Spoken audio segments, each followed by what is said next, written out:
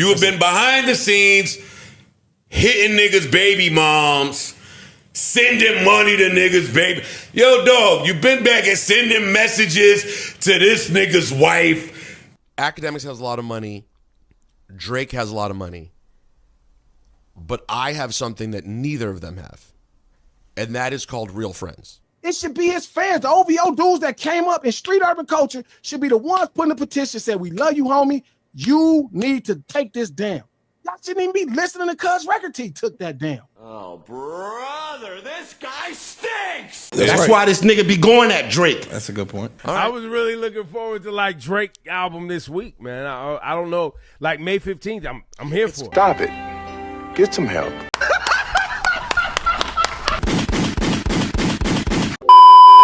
Let's just wake it up early because I'm not going to lie on this one. Hip hop media is looking very funny in the light. The backpedaling is egregious.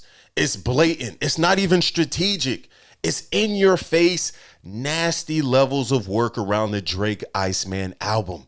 Let's just be real, because for the better half of a year, a lot of these talking heads, the Joe Buddens, the Charlemagnes, the Ebros, were feeding us things like Drake lost the battle, Drake is a weirdo, Drake is a cancer to the culture, he's done. That right Bobby person, Joe, whatever that little girl name, that shit is weird. The Millie Bobby. That shit is weird. We could like the nigga music and recognize who he be and say, yo, dog, that's weird. Oh, 100%. But now subtly and slowly, you can see them trying to align themselves with the ICEMAN album, saying things like it's great music, they're ready for it. Get it up out of here. This is nasty levels of moonwalking on the timeline. This is Asante Samuel's type backpedaling on the timeline. Elite footwork from these gentlemen. We gotta wake it up. Let's just call it what it really is. The Drake hate, the Kendrick glaze. The entire narrative was performance art and COE. Content over everything, because now that Drake is back in rollout mode, the same people are trying to reset their position before the album drops, and the audience is catching it and calling out the fuckery in real time. Like, this album is very make or break, no matter what it sells. I'm not talking about that. Yeah, it's like, been some.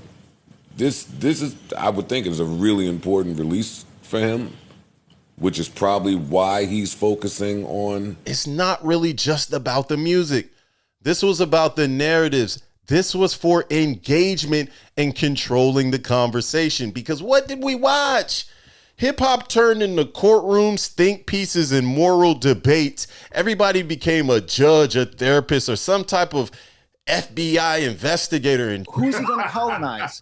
No one cares about Atlanta right now, so he can't colonize Atlanta. He went to England. He tried to be, I'm fake mink and I'm all these guys, and no one cared about that. The hottest people are Doechii and Kendrick. Outrage equals clicks. Extreme takes equal engagement. We know picking a side equals traffic, and they clearly picked a side. Because when you stop analyzing the hip hop, when you stop paying attention to the bars, respectfully, we all heard Family Matters. It turned into creating episodes, creating narratives, and creating this story around Drake for clicks. Drake is not that important. The reason Drake's in this is because he is a sickness in the game. Can we wake it up? What did we really watch? We watched a 20v1, and it wasn't just Kendrick. I'm talking blogs, podcasters, radios, X-posts, YouTube think pieces. Everybody lined up to kick Drake's back in. Everybody had a take. Everybody had a narrative. This was not just a rap battle. This was a media dogpile. People were attaching themselves to Drake just because they got their girl taken. You got your senorita took, now you hating. Now you jumping in on the Drake 20v1. It's only him that's all across the board a girl. And I don't give a fuck what you target so many skew niggas got to say. That's weird. And it's going to come back to bite him in his ass. So let's just be honest. They thought this was their moment. They thought this was it. This is our time to get Drake up out of here. This is the time where he falls. And that's not how it works. Nothing happened. He didn't disappear. He didn't lose his core audience. He did not lose any relevance. If anything, he's hotter than fish grease. So now everybody has to adjust. But let's just talk about Joe Budden, because this is where it gets egregious to me.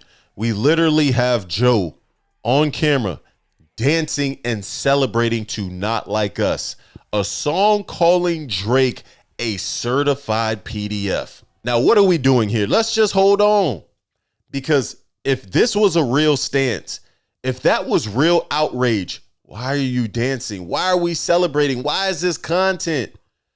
So when you take these moral hierarchies and these moral stances on other topics, but now you can dance to the certified PDF bars, or you can essentially try and call Drake a weirdo from different actions and play different clips.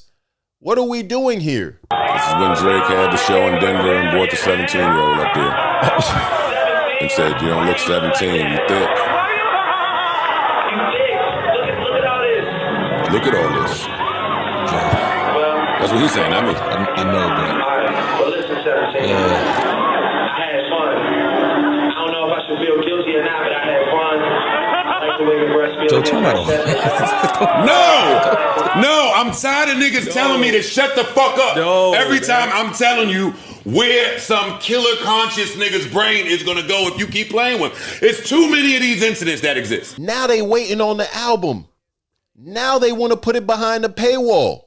he the only person that when he dropped that album, hey, the bars behind the paywall. Yep. Hey, those rules are still in effect. I don't know what y'all thought. We ain't got to be close. Shit. The second when a date get announced, I might be behind the paywall. If you believe that he's a weirdo, if you believe what the bar stated and Not Like Us, why try now to align yourself with the rollout? So respectfully, get these guys up out the paint, the Ebros, the Rosenbergs. Just talking about Drake. You can't keep Drake's name out your mouth. I can't. The egregious levels of reverse glazing.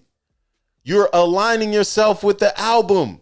You need to pay your bills. As Ebro and Rosenberg capitulate on YouTube week over week, they have to speak about Drake.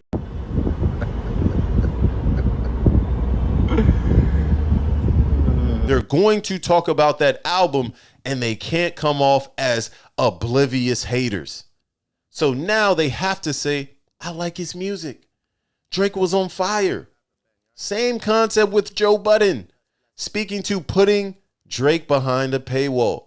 Speaking to this being a make or break album for Drake. Please stop. This is so typical. I was feeling a little bit of a way the other day about how hard I went at Drake at the thing. You guys think I went too hard? How hard you go at Drake? Everybody needs a Drake stimmy.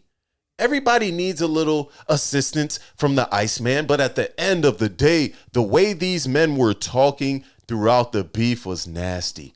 Some of these men had a personal relationship with Drake, so much so they have his phone number.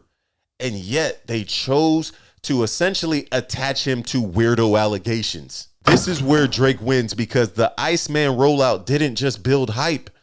We are now resetting the room. We are resetting the conversation. Now it's, when is it dropping? What does it mean? Is this strategic? Not, he's done, he's finished, it's over. All the narratives getting smirked, getting smushed in real time. And I can be fair on this one. I can give the media some grace. Sometimes they can react in real time. They can be performative. It's their job. But at the end of the day, we have to separate the switch up from performance art. We have to separate the cosplay from real reactions and unbiased takes, because some of this to me was egregious in real time and subtly now should be called out as you see the backpedaling in 4K. So as I gracefully land the plane, at the end of the day, this isn't just about Drake.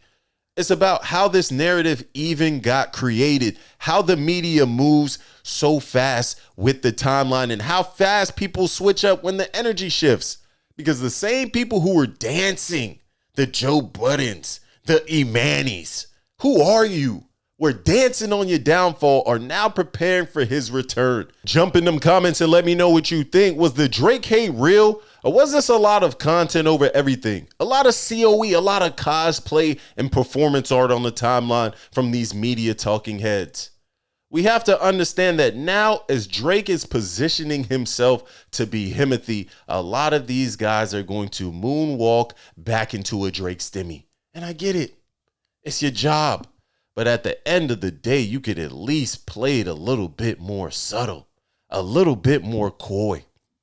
But hit the like button, drop a comment for the algorithm, subscribe to the channel. And every Tuesday, I'm going live, 9 a.m. EST. Catch me on YouTube, catch me on X. This is the Furious Robinson Podcast, a Sick Times Media production. Stay dangerous.